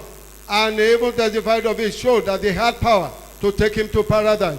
When we begin to read further, we know he had the power. So we did not say, today you'll be with me in India. Today you'll be with me in Britain. Today you'll be with me in America. Don't let us allow people to deceive us. Because many have put down false doctrine. They are saying what is contrary to what the scripture is saying. They are saying contrary to what Jesus Christ is saying. Because they said he will thereafter left to another place, and there he grew up, he grew old, and aged and died. All that he did and this and that. No! He said, today, you will be with me in paradise. And he later showed it that he took him to paradise. He said, this is my blood, that is shed for remission of sin. If you believe, you will be saved. And he has the power to do all this. We should not allow people to trick us with false doctrines. Verse 44 ó ní ó sì tó ìwọ̀n wákàtí ìkẹfà ọjọ́ òkùnkùn ṣú gbogbo ilẹ̀ títí ó fi di wákàtí kẹsàn-án ọjọ́ oòrùn sì ṣú òkùnkùn ẹ máa gbọ́ aṣọ ìkélé tẹ́ḿpìlì ya ní agbede méjì nígbà tí Jésù sì kígbe lóhùn rárá ó ní bàbá ní ọwọ́ rẹ ni mo fi ẹ̀mí mi lé nígbà tó sì wí èyí tán ó jọ̀wọ́ ẹ̀mí rẹ̀ lọ́wọ́ nígbà tí balógun ọ̀rún ní rí ohun tí ó ṣe ó yin Ọlọ́run lógo wípé dájúdájú olódodo ni ọkùnrin yìí gbogbo ìjọ ènìyàn tí ó péjọ sí ìran yìí nígbà tí wọ́n ń wo ohun tó ń ṣe wọ́n lu ara wọn ní okùn àyà wọ́n á sì padà àti gbogbo àwọn ojúlùmọ̀ rẹ̀ àti àwọn obìnrin tó ń tọ̀ ọ́ lẹ́yìn láti Gálílì wá wọ́n dúró ní òkèèrè. And it was about the 6th hour. Yes. And there was a darkness over the earth until the night hour. And the sun was darkened, and the veil of the temple was rent in the midst. And when Jesus had cried with a loud voice, he said, Father, into thy hand I commend my spirit. And having said thus, he gave up the ghost. Now, when the centurion saw what was done, he glorified God, saying, Certainly this was a righteous man. And all the people that came together to that side, beholding the things which were done, smote their breasts and returned. And all his acquaintance and the women that followed him from Galilee stood afar off, beholding these things. Kíyèsí ọkùnrin kan tá ń pè ní Jósẹ́fù ìgbìmọ̀ ènìyàn rere àtolóòótọ́ òun kò bá wọn ní ohùn tàbí ìmọ̀ tàbí ìṣe nínú ìṣe wọn ará Arimatia ìlú àwọn Júù kan ẹni tí òun pẹ̀lú ń retí ìjọba Ọlọ́run. Ọkùnrin yìí ló tọ̀ Pílátù lọ ó tọrọ òkú Jésù nígbàtí ó sì sọ ọ́ kalẹ̀ ó fi aṣọ àlà dé ó sì tẹ́ sínú ibojì tí a gbẹ́ nínú òkúta níbi tí a kò tí ì tẹ́ ẹnikẹ́ni séré. Ó sì ṣe ní ọjọ́ ìpalẹ̀mọ́ ọjọ́ ìsinmi ọjọ́ ìsinmi sì kù sí dẹ̀dẹ̀ àti àwọn obìnrin tí wọ́n bá ti Gálílì wá tí wọ́n sì tẹ̀lé wọ́n ń kíyèsí ibojì náà àti bí a ti tẹ́ òkú Jésù sí inú rẹ̀. Nígbàtí wọ́n sì padà wọ́n pèsè ohun olóòórùn dídùn òróró ìkunra àti tùràrí tútù wọ́n sì sinmi ní ọjọ́ ìsinmi gẹ́gẹ́ bí òfin. And behold, there was a man named Joseph, a counselor, and he was a good man and a just. The same had not consented to the counsel and deed of them. He was of Arimathea, a city of the Jews, who also himself waited for the kingdom of God. This man went unto Pilate and begged the body of Jesus. And he took it down and wrapped it in linen and laid it in a sepulchre that was hewn in stone, wherein never man was laid. And that day was the preparation, and the Sabbath drew on. And the women also, which came with him from Galilee, followed after, and beheld the sepulchre, and how his body was laid. And they returned, and prepared spices and ointment, and rested the Sabbath day according to the commandments. Ẹni tá a gbé kọ́ sórí igi. The one who was hung on the cross. Láti òwúrọ̀ títí di ìgbà àṣálẹ́. From morning till even dawn. Ẹni tí ó ti pàdánù ọ̀pọ̀lọpọ̀ ẹ̀jẹ̀ nínú ara rẹ̀. The one who had lost much blood. Ẹni tí àwọn ọmọ ogun tí wọ́n tún mú ọ̀kọ̀ tí wọ́n fi gún un ní ẹ̀gbẹ́. The one who the soldiers had taken the spear to spare him at the side. Ṣùgbọ́n tí àwọn ènìyàn kan wá sọ wípé kì í ṣe pé ó kú pé pàpà síbẹ̀ ó sì wà láàyè ó lọ sí ìlú ibòmíràn. Mo sọ fún wa lónìí gbogbo àwa ọmọ Ọlọ́run ẹ̀kọ́ èké ẹ má jẹ́ kó gbá wa kúrò nínú òtítọ́. Jésù Kristi yìí ló kú fún wa lórí igi àgbélébù ó ti sọ pé òun á ta ẹ̀jẹ̀ òun sílẹ̀ kó tó di pa àkànmọ́gi àgbélébù rárá ló sọ pé ẹ̀jẹ̀ yóò wà fún ìmúkúrò ẹ̀ṣẹ̀ fún gbogbo ènìyàn tó bá gbà mí gbọ́. Bí ènìyàn bá ní ìfarapa nínú ayé tá a wà yìí tí ó ẹ̀jẹ̀ ń dà nínú ara rẹ̀ láì dára dúró tí wọn ò bá tètè bójútó tó bá lo wákàtí 4 níbi tó ti ń pàdánù ẹ̀jẹ̀ yìí tí wọn ò bá ṣọ́ra irú ènìyàn bẹ́ẹ̀ á kú. Mélòó ẹni tó wà lórí igi látòwúrọ̀ di àṣálẹ́ bí ẹ̀jẹ̀ ti ń kán ní ọwọ́ bẹ́ẹ̀ ló ń kán ní ẹsẹ̀ bẹ́ẹ̀ ló ń jáde ní gbogbo orí bẹ́ẹ̀ ló ń jáde láti ẹ̀gbẹ́ nígbà tó sì di àṣálẹ́ wọ́n ní ó jọ̀wọ́ ẹ̀mí rẹ̀ lọ́wọ́. Jesus Christ, having been nailed to the cross on both palms, even so both feet, by the side he was spared, and on the head a crown of thorns was put therein. He was losing much blood. He was hung on the cross from morning even till dawn. Look at the period. If any man is bleeding, even for 4 hours, that person will surely die. There is no remedy. Because blood is life, life is blood. So if he was that place, and then some people will now tell you that he did not die, that he went to another place. He was living there until he became old and aged.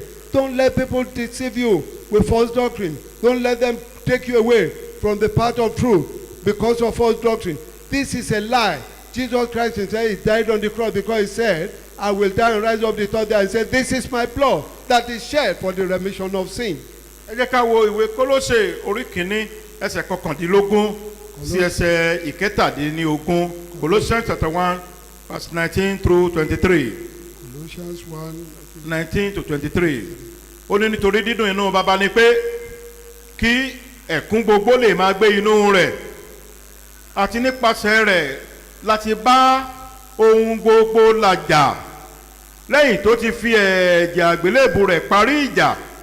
Mo ní nípasẹ̀ rẹ̀ wọn ìbá ṣe ohun tí ń bẹ ní ayé tàbí ohun tó ń bẹ ní ọ̀run àti ẹ̀yin tó ti jẹ́ àlejò àti ọ̀tá rí ní ọkàn yín nínú iṣẹ́ búburú yín ẹ̀yin ló ti bá làjà nísinsìnyí nínú ara rẹ̀ nípa ikú láti mú yín wá iwájú rẹ̀ ní mímọ́ àti àìlábàwọ́n àti àìníbáwí bí ẹ̀yin bá dúró nínú ìgbàgbọ́ tí ẹ fẹsẹ̀ múlẹ̀ tí ẹ sì dúró ṣinṣin tí ẹ kò yẹsẹ̀ kúrò nínú ìrètí ìhìnrere tí ẹ̀yin ti gbọ́ èyí tí a ti wàásù rẹ̀ fún gbogbo ẹ̀dá tí ń bẹ lábẹ́ ọ̀run èyí tí a fi èmi Paul ṣe ìránṣẹ́ fún.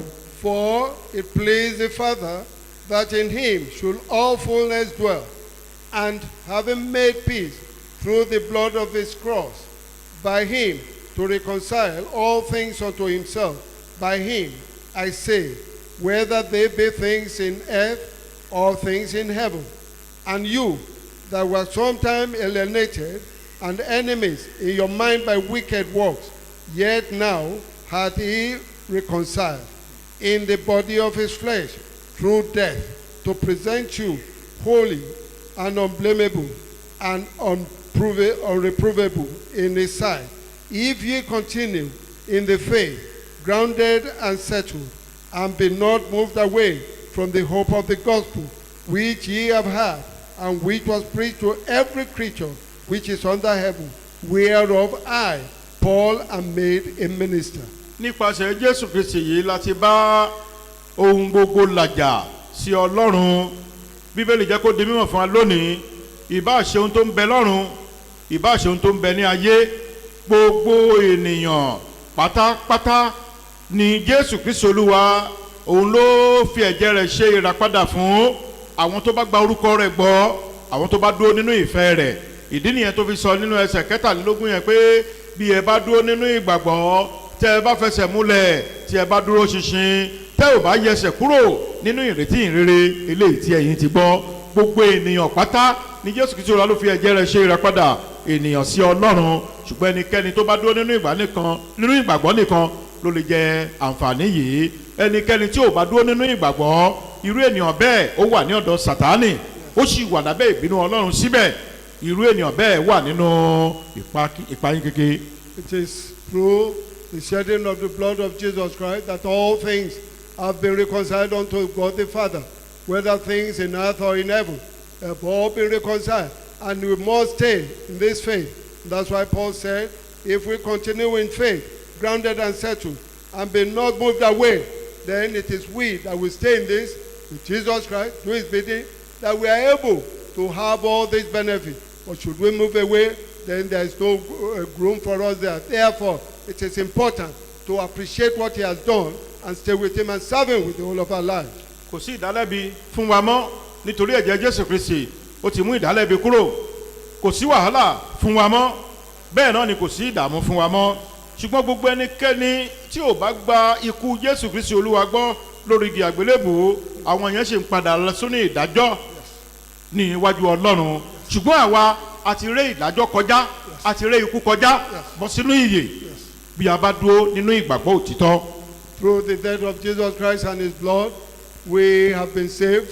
There is no more condemnation for us. There is no more death for us. There is no more judgment for us. There is no more hell for us. If only we stay in this faith. But for those who do not believe him, then they are still going back for judgment. They are still going back, even into death. They are still going back into hell. Ká má ṣe gbàgbé àkọsílẹ̀ kókó ọ̀rọ̀ Ọlọ́run yẹn eléyìí tó sọ pé èyí ni ẹ̀jẹ̀ mi ti májẹ̀mú titun tàtà sílẹ̀ fún ọ̀pọ̀ ènìyàn fún ìmúkúrò ẹ̀ṣẹ̀.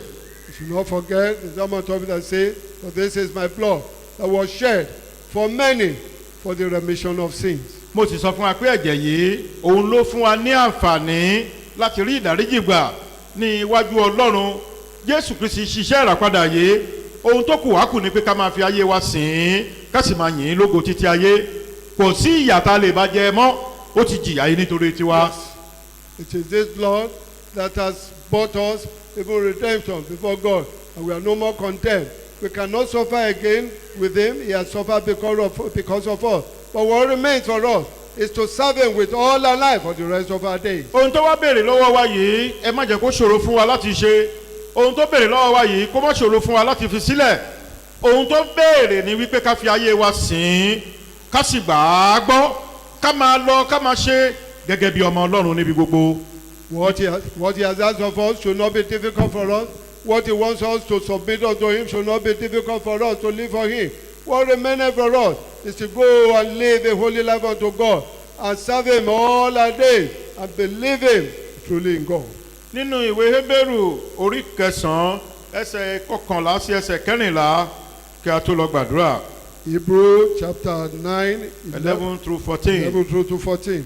ìwé Hébérù orí Ṣùgbọ́n- kẹsàn-án ẹsẹ̀ kọkànlá sí ẹsẹ̀ kẹrìnlá. ṣùgbọ́n nígbà tí Kristi dé nígbà tí Kristi tó dé bí olórí àlùfáà ṣàgbọ́ báyìí àwọn yes ohun rere tí ń bọ̀ yes nípasẹ̀ àgọ́ tí ó tóbi tí ó sì pé ju ti ìṣáájú èyí tí a kò fi ọwọ́ pa bẹ́ẹ̀ni èyí ni tí kìí ṣe ti ẹ̀dá yìí yes bẹ́ẹ̀ ni kìí ṣe nípa ẹ̀jẹ̀ ewúrẹ́ àti ọmọ màlúù ṣùgbọ́n nípa ẹ̀jẹ̀ òun tìkára rẹ̀ ó wọ ibi mímọ́ lẹ́ẹ̀kan ṣoṣo lẹ́yìn tí ó ti rí ìdáǹdè àìnípẹ̀kun gbà fún wa yes nítorí bí ẹ̀jẹ̀ akọ màlúù àti ewúrẹ́ tí a fi wọ́n àwọn tí a ti sọ di aláìmọ́ bá ń sọ ni di mímọ́ fún ìwẹ̀nùmọ́ ara Yes. mélòó mélòó lè ẹ̀jẹ̀ Kristi ẹni nípa ẹ̀mí ayérayé tí a fi ara rẹ̀ rúbọ sí tí ó fi ara rẹ̀ rúbọ tí ó fi ara rẹ̀ rúbọ sí Ọlọ́run lí àìní àbàwọ́n yóò wẹ èérí ọkàn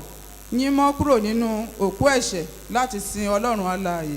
amen. But Christ being come and high priest of good things to come, by a greater and more perfect tabernacle, not made with hands, that is to say, not of this building, neither by the blood of goats and calves, but by his own blood he entered in once into the holy place, having obtained eternal redemption for us. For if the blood of bulls and of goats and the ashes of an heifer, sprinkling in the unclean, sanctify to the purifying of the flesh, how much more shall the blood of Christ, who, though through the eternal Spirit offered himself without spot to God, purge your conscience from dead works to serve the living God. nígbà tí Kristi tó dé gẹ́gẹ́ bí olórí àlùfáà àwọn ohun rere tó ń bọ̀ nípasẹ̀ àgọ́ tó tóbi tó péjú ti ìṣáájú lọ. Yes, when Christ came as the high priest of good things to come, even by a greater and more perfect tabernacle ìyẹn ni than pé before. látọwọ́ Mósè Ọlọ́run ó pa láṣẹ fún Mósè kó ṣe àgọ́ nígbà tó bá pa àgọ́ a ó gbé àpótí ẹ̀rí sínú àgọ́ yìí Mósè yóò sì máa jọ́sìn fún Ọlọ́run níwájú àwọn ènìyàn níbẹ̀ gẹ́gẹ́ bí olórí àlùfáà ṣùgbọ́n Jésù Kristi Olúwa wá gẹ́gẹ́ bí olórí àlùfáà eléyìí tó ga jùlọ láyé àti lọ́run nípasẹ̀ àgọ́ tí a kò fi ọwọ́ pa gẹ́gẹ́ bí ti Mósè ṣùgbọ́n nígbà tó dé ó fi ara rẹ̀ ó fi rúbọ lórí igi àgbélébùú kí gbogbo àwọn ènìyàn ká lè rí ojú rere Ọlọ́run ó wọnú ibi mímọ́ lẹ́ẹ̀kan ṣoṣo nípa agbára ẹ̀jẹ̀ oníkara rẹ̀ ẹnikẹ́ni tó bá gbà á gbọ́ irú ènìyàn bẹ́ẹ̀ yóò ní ìyè àìnípẹ̀kun ẹ jẹ́ ká dúró nínú ìfẹ́ Ọlọ́run ká gba ikú Jésù Kristi lórí igi àgbélébùú gbọ́ kó sì máa jẹ́ Olúwa lórí ayé wa àtolùgbàlà wa pẹ̀lú. Through Moses, the Lord God decreed, commanded him to make a tabernacle, put the ark of covenant therein, and he will shed blood, kill animals, sprinkle it on people, and sanctify them. But when Christ came, as the high priest, the greatest of all, he came into a tabernacle, not the one built with hands, but the one that was spiritual. And he entered therein once, and then shed his blood for us, and even gave it for us to redeem us back unto our Father. Therefore, what remaineth for us is to believe him and to stay with him and serve him. That's the only time when we have opportunity to be that part of that group. ta ni yóò máa wá ṣe Olúwa lórí ayé tiẹ̀ látòní lọ. We will now be the Lord over your life from today. pé orúkọ rẹ̀ kí n gbọ́ Call his name Christian. èmi náà pè é Jésù Kristi òun ní kẹjẹ kó máa jẹ́ Olúwa lórí ayé wa torí pé òun ni olórí àlùfáà tó ga jùlọ. He will be the Lord over our life because he is the chief high priest.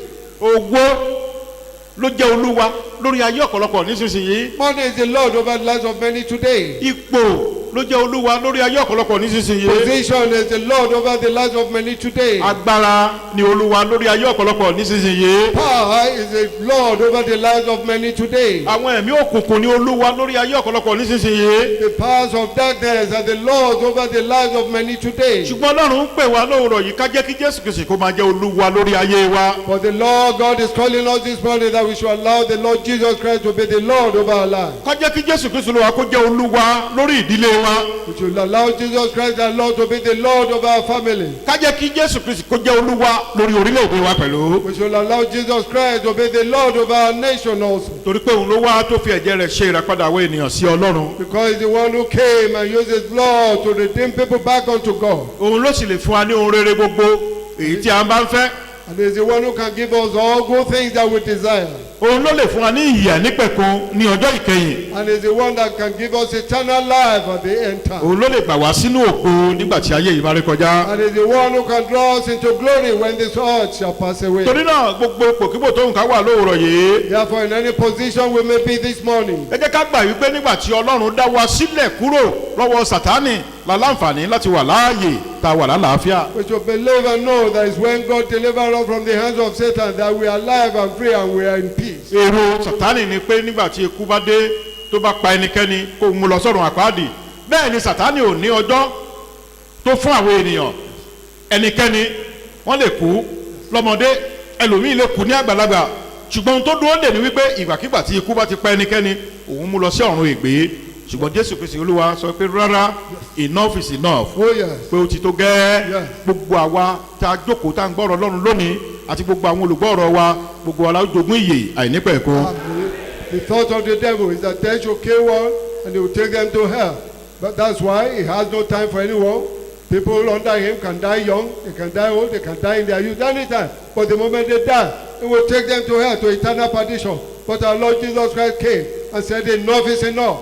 And through power from the devil, power change hand. And today he has granted us eternal life. Therefore, we should stay with him. ohun tó lè mú ká tọ́ sí àwọn àǹfààní àti ogún rere yìí kẹ́ ẹ má gbàgbé a ti kà á nínú ọ̀rọ̀ Ọlọ́run lẹ́ẹ̀kan bí ẹ bá dúró nínú ìgbàgbọ́ Yes, ojú Ọlọ́run ń bá olúkúlùkù wa lọ yes. Ọlọ́run mọ ìrìn kiri wa Ọlọ́run mọ ìgbésí ayé wa Ọlọ́run mọ ìjáde wa Ọlọ́run mọ ìwọlé wa bẹ́ẹ̀ bá dúró nínú ìgbàgbọ́ ojú làwa ń wò Yes. Ọlọ́run ló ń wọnú ọkàn ṣùgbọ́n Ọlọ́run ọ̀run tá ń sìn ó dá mi lójú pé kò ní dójú ìgbàgbọ́ tì wá. Amen. bá a bá dúró nínú òtítọ́ ọ̀rọ̀ rẹ̀ òun náà yóò dúró lẹ́yìn wa gẹ́gẹ́ bí akọni ẹlẹ́rù.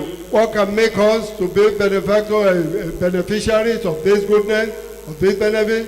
We have been told it's based on our standing in the faith. When we stand in the faith, then we shall be part of this. Because if we stand in the faith, then it means we are not shaking. We have not denounced him. We have not denied him. But we are with him. But anyone that would not be in faith, then he would go to hell. But I know that our God, whom we serve and who loves us, will never allow us to falter in the name of Jesus Christ. ẹ̀jẹ̀ Jésù Kristi yìí ti tó fún wa ẹ̀jẹ̀ Jésù Kristi yìí ti tó fún wa It's enough for ẹ̀jẹ̀ us. Jésù Kristi yìí ti tó fún wa. The blood of Jesus Christ is enough for us. wàhálà àti àdánwò àti ìbànújẹ́ ayé èyí tó lè dìde sí wa tó máa jẹ́ ká kọ Ọlọ́run sílẹ̀ lórúkọ Jésù Kristi kò ní dé bá ẹnikẹ́ni wa. Problem of the world, tribulation, suffering, and temptation that may make us to reject Jesus Christ and forsake him will not come over any one of us in the name of Jesus Christ.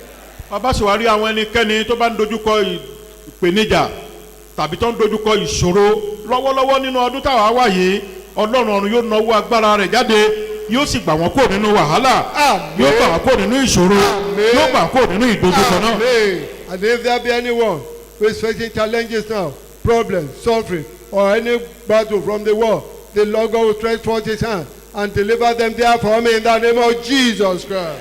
èyí ni ẹ̀jẹ̀ mi ti májẹ̀mú titun tá a ta sílẹ̀ fún ọ̀pọ̀ ènìyàn fún ìmúkúrò ẹ̀ṣẹ̀. For this is my blood of the New Testament, which is shed for many for the remission of sin. I love the man of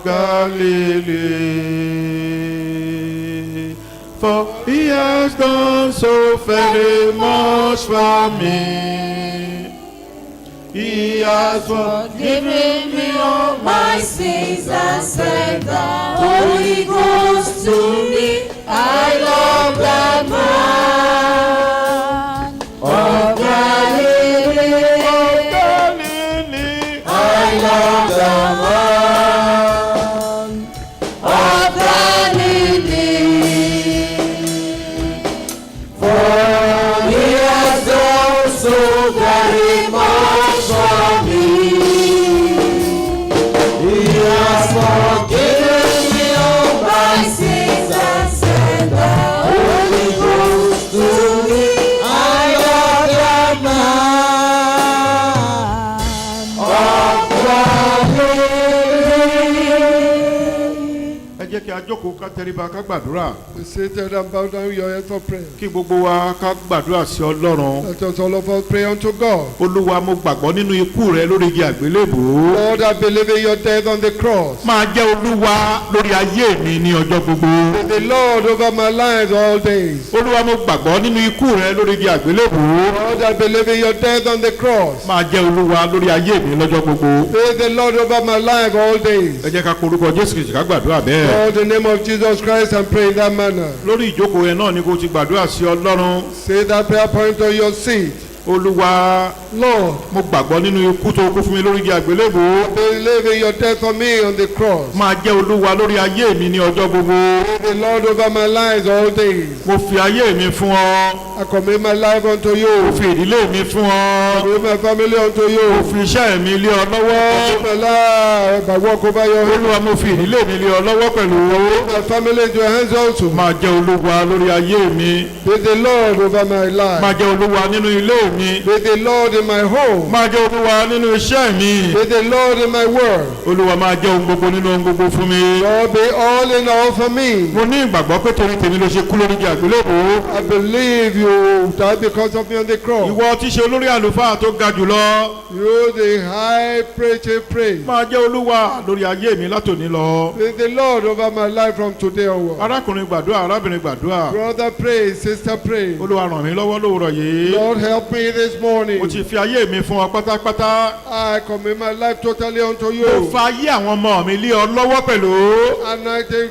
from me the life of my children unto Máa you jẹ́ also. Olúwa lórí ayé wọn. Be the Lord over their Ẹ lives. jẹ́ ká jọ gbàdúrà ká máa gbàdúrà gbogbo Let us pray ènìyàn. together, all people.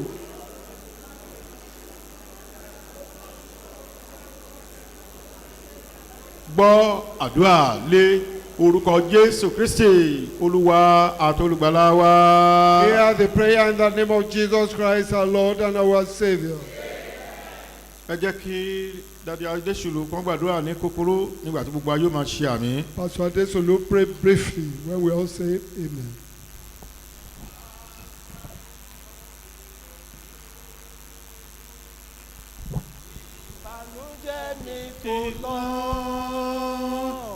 Gbogbo mi jẹ́ mi ní Jésù nù kúrò.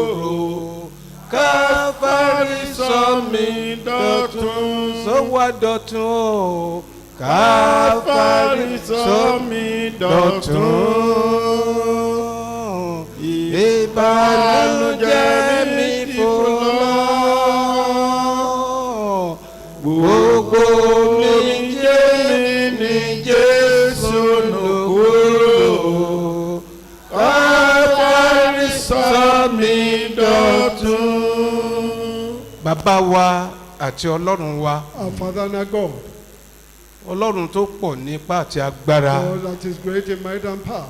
a dúpẹ́ lọ́wọ́ rẹ fún ikú rẹ lórí igi àgbélébùú. We thank you for your death on the cross. Bí kò ṣe pé o bá kú, àwa ò lè ní ìyè. If you are not died, we will not have life. Àwa dúpẹ́ lọ́wọ́ rẹ bàbá mímọ́, Olúwa gba ọpẹ́ wa. Thank you, Holy Father. Accept that. Thanks, O Lord. Amen. Jésù Kristi ọmọ Ọlọ́run, Olúwa gba ẹ̀yìn wa. Jesus Christ, the Son of God, accept our praises. Amen. Ǹjẹ́ bàbá wa tí ń bẹ lé ọ̀run? Our Father in heaven, Ẹnì kọ̀ọ̀kan wa tí a ti gbọ́ ọ̀rọ̀ rẹ, each one of us that have heard your word, tí a sì ti gbàdúrà and we have prayed. pé ìwọ yóò máa jẹ́ Olúwa lórí ayé wa. I will be the Lord of our lives, Ìwọ yóò máa jẹ́ Olúwa lórí ohun gbogbo tí a ní. the Lord over all things we have. Lórúkọ Jésù Kristi agbára tí a fi jọ̀wọ́ ayé wa fún ọ, Olúwa wa gbé wọ̀ wá. The power to release our lives unto you, grant unto us, O Lord. Amen. Ọ̀rọ̀ náà tí a gbọ́ láàárọ̀ yìí, Olúwa jẹ́ ó máa gbénu wa. All that we have heard today, let it dwell in us, O Lord. Amen. Lé orúkọ ńlá ti Jésù Kristi, Olúwa àti Olùgbàlà wa. In the mighty name of Jesus Christ, our Lord and our Savior. Amen. Praise the Lord. Hallelujah. Kí a má ṣe gbàgbé, We should not forget. èyí ni ẹ̀jẹ̀ mi ti májẹ̀mú titun For this is my blood of the New Testament, èyí tá a ta sílẹ̀ fún ọ̀pọ̀ ènìyàn fún ìmúkúrò ẹ̀ṣẹ̀. shed for many for the remission a of ti sin. sọ̀rọ̀ ilé-ẹnu Jésù Olúwa kó tó di pa kànmọ́gì àgbélébù rárá. This pronouncement has come forth from the mouth of Jesus Christ before he was nailed to the cross. èyí ni ó mú wa ká ní ìgbàgbọ́ pé ẹ̀jẹ̀ rẹ̀ nìkan ló ṣe ìràpadà wa sí Ọlọ́run ní tòótọ́. Lord will make us to have the faith truly that it is only his blood that will redeem us back unto God. báyìí a ó mú ìwé orin wa a ó kọrin nínú ìwé orin ìrere wa. We will take our hymn book to sing from our hymn book. a ó sì mú ọrẹ wa jáde láti gbàdúrà sí. To bring out our offering for prayers. ẹ jẹ́ ká mú ọrẹ wa jáde ṣáájú láti gbàdúrà. Let us bring out our offering for prayers first. a fẹ́ gbàdúrà sí ọrẹ wa ká mú ọrẹ wa jáde. Let's bring out our offering for prayers. gbogbo ohun tí Ọlọ́run bá fi fún ẹ ni kí o mú wá. All ìwọ what tó God sì has ní given lónìí us praise. Ọlọ́run yóò pèsè fún àìní rẹ. You that you don't have today, God will provide for your needs. bàbá ayérayé Ọlọ́run ìmọ́lẹ̀ ní orúkọ Jésù Kristi Olúwa wa àdúpẹ́ aláyọ̀ ayàn ológo láàárọ̀ yìí fún ọrẹ tá a mú wá síwájú rẹ Olúwa gba ọpẹ́ wa. Blessed Father God of life, we thank you for the offering we brought before you. Accept our thanks, O Lord. ìwọ̀nba ọrẹ tá a mú wá Ọlọ́run bàbá Olúwa ṣe ní ìtẹ́wọ́gbà. Offering we have brought, God the Father, make it acceptable, O Lord. bàbá abiyaba rí àwọn ẹnikẹ́ni tó ṣe aláìní nínú ìpéjọpọ̀ yìí Olúwa wá bá ìní wọn pàdé. Father, if there be any who lacks in this gathering, meet them at the point of their needs, O Lord. bàbá ẹnikẹ́ni wa má jà aṣọ́nú ìbànújẹ́. Father, none of us shall celebrate this anniversary in ní sadness. orúkọ Jésù Kristi Olúwa àtolùgbàlà wa. In the name of Jesus Christ, our Lord and our Savior.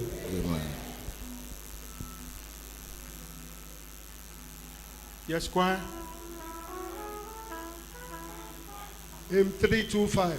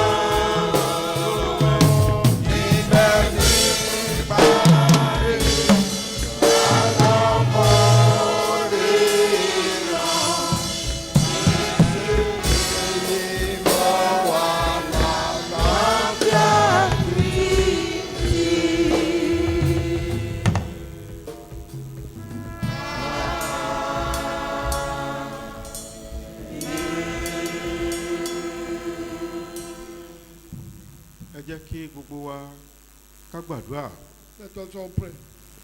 Olúwa, nípa ikú rẹ lórí igi àgbélébùú, Lord, by your death on the cross, gbogbo ohunkóhun tí í ṣogun àìsàn nínú ayé gbogbo àwọn ènìyàn wa tó yí wa ká, kí Ọlọ́run ọ̀run kó ṣẹ́gun àìsàn náà wọlẹ̀. all the problems of sickness in the life of our people surrounding us, Lord, should save them from them.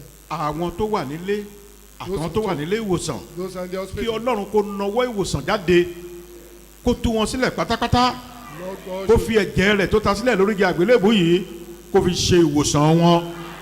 should stretch forth his hands of healing unto them and use his precious blood that shed on the cross for their healing. Ẹ jẹ́ ká porúkọ Jésù Kristi ká gbàdúrà Let's call bẹ́ẹ̀. the name of Jesus Christ and pray. Ẹ jẹ́ ká gbàdúrà bàbá Let us ayérayé pray. Ọlọ́run ìmọ́lẹ̀ lórúkọ Jésù Kristi nípa ikú tó kú fún wa lórí igi àgbélébùú àti nípa agbára ẹ̀jẹ̀ tó ta sílẹ̀ fún wa ní Káfárì. Bàbá fẹ́ kó nawọ́ ìwòsàn jáde sínú ayé gbogbo àwọn ọmọ rẹ gbogbo lọ́kùnrin lóbìnrin, àwọn tó yẹ kó wà níbí tá ò lè rí, yálà àwọn wà lábẹ́ ilé tàbí wà nílé ìwòsàn. Olúwa tó ṣe wọ́n gẹ́gẹ́ bí àyíyára lórúkọ Jésù Kristi. Ọlọ́run mú wọn lára dá, bàbá mú wọn lára dá, ọmọ mú wọn lára dá, ẹ̀mí mú wọn lára dá. Nípa owó agbára rẹ Olúwa wò wọ́n sàn. Ọlọ́run gbé wọn dìde, jẹ́wọ́ pé ìwọ ni Olúwa lórí ayé wọn. Gbàdúrà ní orúkọ Jésù Kristi Olúwa àti olùgbàlà wa. Hear the prayer in the name of Jesus Christ, our Lord and our Savior. Àdúrà tiwa rèé. This is our own prayer point. Olúwa, Lord, mo fi ayé mi fún ọ. commit my life unto thee. Máa jẹ́ Olúwa nínú ayé mi lọ́jọ́ gbogbo. Be the Lord over my life in all days. Ó yá porúkọ Jésù kó gbàdúrà Call bẹ́ẹ̀ sí the name Ọlọ́run. of Jesus Christ and pray Bàbá unto ayérayé God. Ọlọ́run mọ́lẹ̀ lórúkọ Jésù Kristi. Bàbá a fi ayé wa fún ọ láti òwúrọ̀ yìí lọ lọ́tún. Máa jẹ́ Olúwa nínú ayé wa, máa jẹ́ Olúwa lórí ayé wa, máa jẹ́ Olúwa nínú ilé wa, máa jẹ́ Olúwa ní gbogbo ìrìn àjò ayé wa. Lórúkọ Jésù sì máa jẹ́ Olúwa lórí agbo ìjọ rẹ. Nínú ayé ẹnìkankan wa, Olúwa máa jẹ́ Olúwa níbẹ̀. Ọba ìgbàlà máa jẹ́ Olúwa. Nínú ayé àwọn ọmọ wa máa jẹ́ Olúwa. Nínú ayé ọkọ wa àtajà wa máa jẹ́ Olúwa. Nínú ayé ẹnìkankan nínú ìdílé wa, Olúwa máa jẹ́ Olúwa. Ọlọ́run gbà wá, ṣàánú fún wa. Gbàdúrà ní orúkọ Jésù Kristi Olúwa àti olùgbàlà wa. In the name of Jesus Christ, our Lord and our Savior. Ẹ jẹ́ ká jókòó ká tẹríba fún àdúrà. Be seated and bow down your head for prayer. Bàbá ayérayé Ọlọ́run ìmọ́lẹ̀ agbé ọ̀gá yàn lógo láàárọ̀ yìí. Olúwa gba ọpẹ́ wa. Everlasting Father, God of life, we exalt you and glorify you this morning. Accept our thanks, O Lord. Bàbá ìwọ tó ta ẹ̀jẹ̀ rẹ sílẹ̀ fún ìmúkúrò ẹ̀ṣẹ̀ gbogbo ọ̀pọ̀ ènìyàn nínú ilé yìí tí àwa jẹ́ ọ̀kan. A ti jọ̀wọ́ ayé wa fún ọlọ́tun lówùúrọ̀ yìí. A tún ti wá jẹ́jẹ́ àti bá ọdá májẹ̀mú. Kò sí ẹ̀jẹ̀ tó ga kọjá kéèyàn jẹ́jẹ́ nípa ẹ̀mí rẹ̀ fún ìwọ Ọlọ́run òtítọ́. A ti fi ayé wa lé ọ lọ́wọ́, a fi ìdílé wa lé ọ lọ́wọ́, a fi ayé àwọn ọmọ wa lé ọ lọ́wọ́, a fi iṣẹ́ ẹnìkọ̀ọ̀kan wa lé ọ lọ́wọ́. Lórúkọ Jésù Kristi máa jẹ́ Olúwa lórí ayé wa. Everlasting Father, God of light, heard your word as you have met us in our words, and we have able committed our lives unto you. There is nothing that is greater than this, or one to commit the life unto another. Father, Lord, we want you to be the Lord over our lives, over our families, over the lives of our children, and our husbands and wives. Let it be so, O Lord. Ikú rẹ fún wa lórí igi àgbélébùú lórúkọ Jésù Kristi nínú ayé wa má jẹ́ ó já sí asán. Your death on the cross over our lives will not be in vain in the name of Jesus Christ. A ti gbọ́ bó ti jẹ́ pé ẹnikẹ́ni tó bá gbà ọ́ gbọ́ nìkan ló lè ní ìyè àìnípẹ̀kun torí pé ìwọ nìkan ṣo ló fi ẹ̀jẹ̀ rẹ ṣe ìràpadà ènìyàn sí Ọlọ́run. Àwa tá a ti gbà ọ́ gbọ́ Olúwa má jẹ́ á padà lẹ́yìn rẹ. Heard that only those who believe in you and have faith in you that can have access to the kingdom of heaven. You have heard how you lay down your life even for the remission of sins of many. Father, Lord, do not allow us to depart from you, O Lord. Gbogbo àwọn ará wa, àwọn mọ̀lẹ́bí wa, àwọn ọ̀rẹ́ wa, àwọn ojúlùmọ̀ wa tí wọn ò sì tí ì gbà ọ́ gbọ́ tí wọn ò tí ì mọ̀ ọ́ gẹ́gẹ́ bí olùgbàlà a fẹ́ kó bá wọn pàdé ní ọ̀nà ìyanu káwọn náà kó lè jogún ìyè àìnípẹ̀kun ní ìkẹyìn ọjọ́ lórúkọ Jésù Kristi Olúwa jẹ́ kó rí bẹ́ẹ̀. All our people, families, friends, neighbors who have not believed in you yet, have not accepted you, want you to meet them in a wonderful way so that they will too be partakers and inheritors of the kingdom of heaven in the end. Let it be so, O Lord. Bí a ti máa jáde lọ báyọ̀ lọ́rùn àlàáfíà máa bá gbogbo wa lọ. As we go out now, that God of peace abide with all of us, O Lord. Bàbá ọmọ àti ẹ̀mí mọ́ ilé ẹnì kankan wa àti gbogbo ilé tó ń bẹ ní gbogbo àyíká àti orílẹ̀-èdè Nàìjíríà lórúkọ Jésù Kristi àti ìpínlẹ̀ Èkó Olúwa jẹ́ ká gba àlàáfíà. Father, Son, and Holy Ghost, as we be going now, all our homes we commit under your grace, homes in this vicinity, Lagos State and Nigeria as a whole. Let us receive peace, O Lord.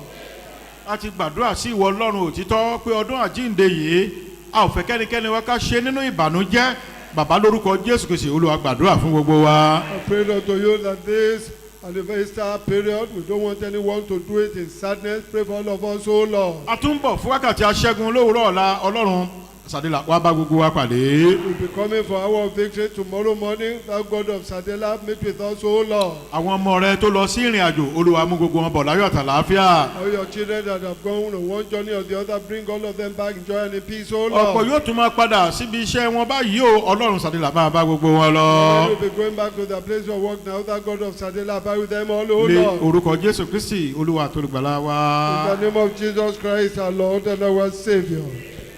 ká má ṣe gbàgbé wákàtí aṣẹ́gun ní òwúrọ̀ ọ̀la. a ó tètè dé a ó sì tètè parí ohun gbogbo nípa agbára ọlọ́run alààyè ìsìn yóò bẹ̀rẹ̀ ní agogo 7:00 gẹ́gẹ́ bí ìṣe wa. We should come on time and round up early. We start by 7:30 as we are kí oore ọ̀fẹ́ jésù kristi olúwa wa ìfẹ́ ńlá ti ọlọ́run làpọ̀ ti ẹ̀mí mímọ́ làáfíà olódùmarè kó pa wọ́n lára àtọkàn mọ́ kó máa bá gbogbo wa gbé sí ayé àìnípẹ̀kun. Praise the Lord. Praise the Lord. Praise the living Jesus. Ẹ pàtẹ́wọ́ fún Kristi. Ọba kan láàánú ìkan lé ní ìkan títí ayé ànípẹ̀kun. Amen.